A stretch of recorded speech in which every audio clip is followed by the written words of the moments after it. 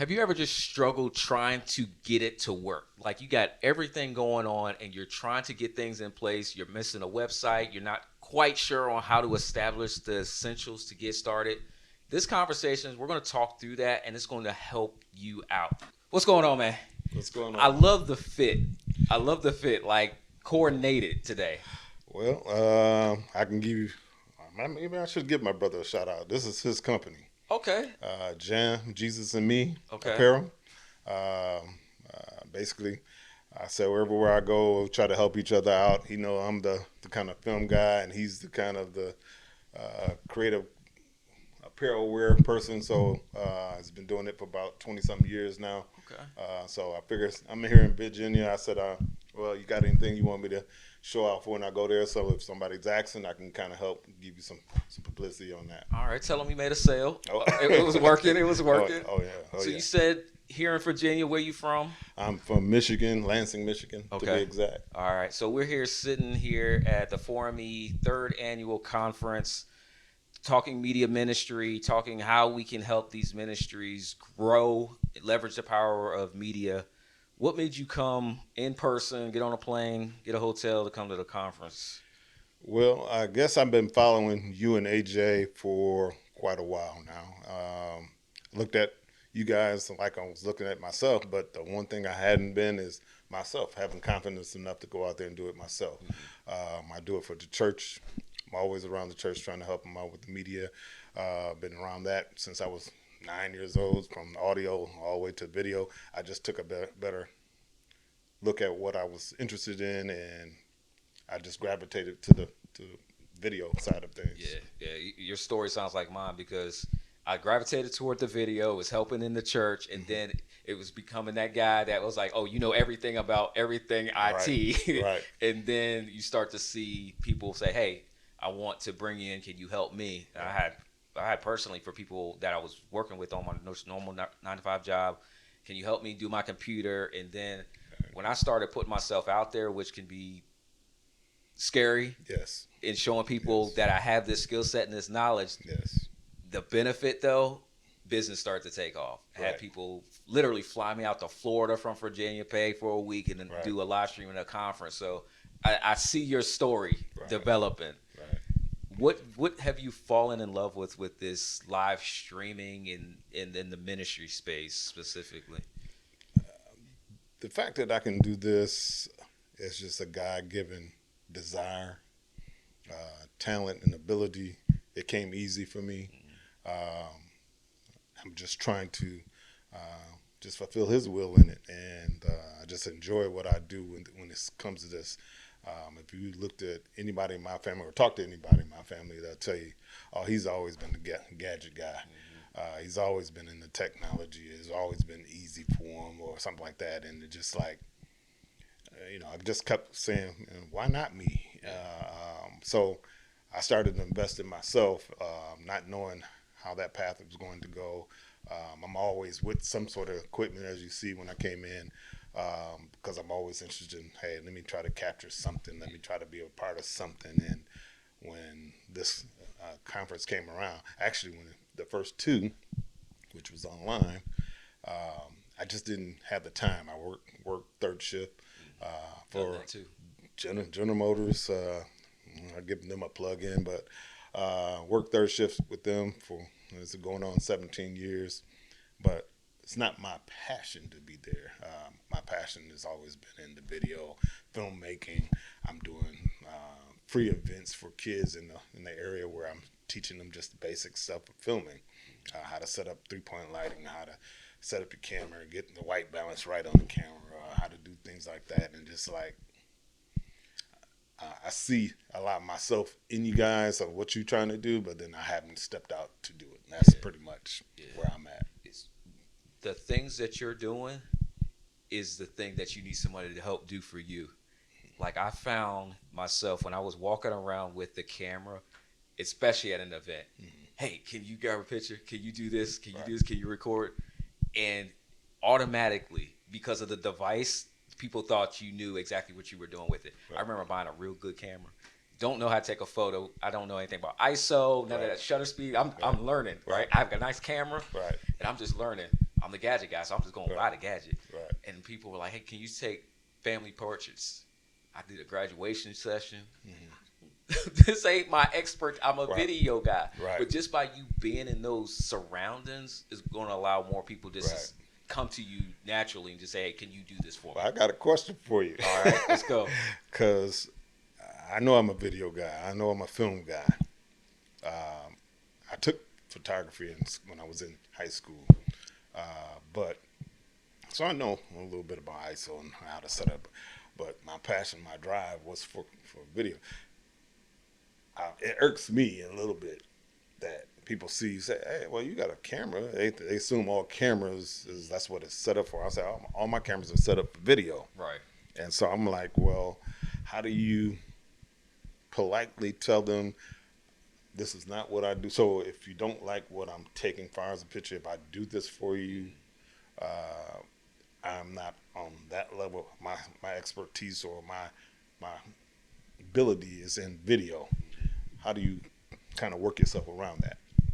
Really define and have some clarity in what it is that you want to do, what you want to focus on. Naturally, you're going to learn these other skill sets. I representative here in Virginia, Abigail Sandsberger. I literally did a photo shoot for her. I mean, she's a big deal in the state of Virginia, and I did a photo shoot with her through association. Okay. My expertise is more obviously in video and live streaming. So just by learning certain elements, what I was able to do was accept those roles and feel confident in accepting it because I did know how to use my equipment. Right.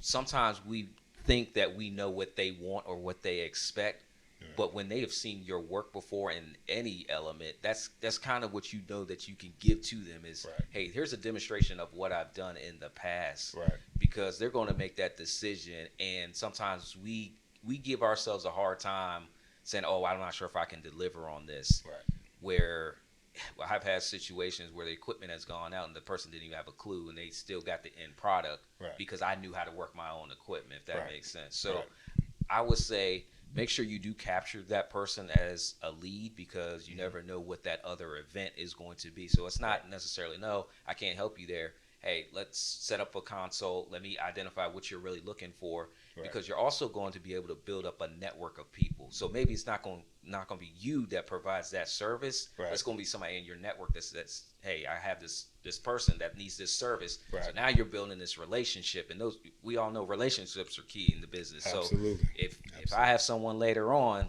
that I can't do that service for, hey, I'm going to call you and say, hey, I know this is what you specialize in. I'm going to pass this lead to you. So get that contact information from that person for sure. Okay. No is not an answer for me. I'm going to figure out a way, customer service-wise, to let me see how I can help you. Right. Well, I think that's where I was at with it. I don't tell people no because I know it opens up other opportunities. I just getting to the fact where you want it so bad for what you do, what you have a passion for. I just, I didn't know if I was just, like I said, you want to be secure in what you do, want to be assertive in what you do, and you want to let people know that, hey, this is what I do. And I don't want them to ever feel like, okay, mistake me for something else that I'm not. So, and that's pretty much it. But I want to get better even with the photography side of it.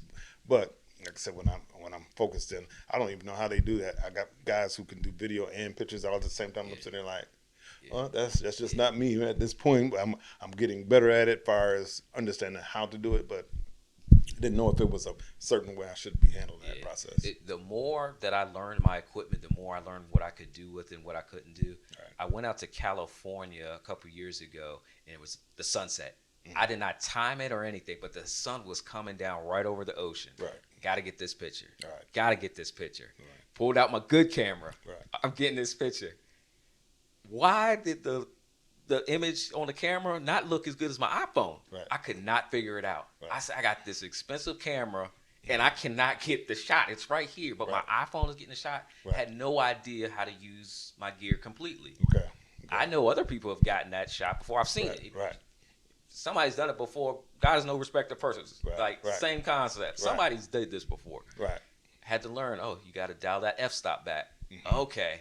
So it created a learning experience. It it sped up that learning experience. Right. I may have not tried to learn it, but now there was another element that I was trying to figure out. So Right. now what I do now is, even in setting up this gear from this location to in the sanctuary, oh, I got to change my f-stop. It's not just for photos. Right. I use this for videos now because my image was out of focus. Right. So you're going to Right. learn through Right. all these different opportunities, even Right. if it's not that specialty, Right. but it might help you in your specialty going forward. Yeah.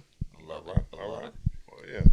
Well, like I said, I've tremendously enjoyed you and your training and your knowledge that you've actually presented to us on today, and even from when I first met you, and started getting involved with you, as far as, man, back in, I guess when the first thing I purchased from you was your OBS training. 2020. And so that was an eye opener for me. And I was fooling around with OBS, thought I knew a little bit something, but said, you know what, I want to know this professionally. So I saw you on this channel, on the YouTube channel, and I was like, you know what, I'm gonna take a chance with this, and got it. And I can kind of close my eyes pretty much to do OBS now, but because of that training, and I've since used OBS and Ecamm, but Yeah. I got a great understanding because I started with OBS and understanding what these softwares can do, and so I'm just learning, love to learn, love to keep learning, and so I don't want to be always the smartest guy in the room, because I figure I won't learn if I'm always the one that's the smartest guy in the room. So that's the other reason why I came down to the conference, is like, let me get some more knowledge, and then it also gave me a break, because I'm always constantly at the church doing something for the church, or around the church, about the church, or at other churches, and so it's nice to sit down and just be able to take a part of what's going on, and be the person that's being taught. Yeah, yeah, So. yeah. Being on the other side of the camera is definitely different. Yeah. Oh, this is my first time being on the camera in front of the camera, but like I said, you guys have did such a great job. Anything I can help out and be a part of, I'm be happy. Get used to this side. I'm gonna tell you something. I'm learning this. I've learned it, and I'm still learning. Right. This is the money side. Okay. I can reach more people on this side than I can on that side. I Right. love being on the other side. Right. That's my skill. Right. This side, I get to tell people about the skill. Okay. This is the money side. Right. This right. is the I can sit back and let you to me pay side. Yeah, I would just we were just talking about the $11.99, so that was that. Yeah, you know what? That was such an eye opener. You know what? Because I'm a big Udemy person too. Anywhere I can get information to help trigger me to learn more, learn faster. I'm looking for a lot of resources, and so when you get people that are bona fide, like I said, this is a very good honor for me to meet the actual people that is actually doing this. Like I said, I follow you and AJ about religiously about this stuff, and so I'm just happy to see that, hey, I'm able to be around the people that's actually doing it and get an opportunity to grow from that. And hopefully, like I said, maybe on the conference side of things, y'all have me up here doing this at one time, but I don't have no problem talking, just not in front of cameras. Just pretend the cameras aren't even in the room. Absolutely. But what I did, don't steal this one. Uh-oh. When I knew I had to look at the camera, Right. I used to put a $ sign right underneath the lens, just as a reminder. Oh, I got to steal that. I had to do Maybe that'll help me say, I see the money and push me out there. When I started documenting, just putting myself out there, because it wasn't about proving a skill set. It was Right. about showing I could help. Right. So if you show, hey, I can show these kids that are growing up that are going to be using this equipment anyway. I'm going to show you the basic of how to set up your 3-point lighting. Right. You don't even know how many people that's going to reach. Right. Especially when it's online, because Right. that's where all the visibility is. How do I set up a 3-point lighting? By default, people are looking at. Okay. By default, people are going to find you, and then you start walking around in the conference. Everybody knows your name. They're like, how you know me? Right. Oh, I saw you on a YouTube video. Right. It's an experience. You're going to experience it. Okay. Get ready for that part of it. Okay. Well, look out, world. Here I come. Here he comes. I'm going to put all his information in the description. Check him out. Check out the apparel, and check out this next podcast. All right. I appreciate it, man. Cool. All right.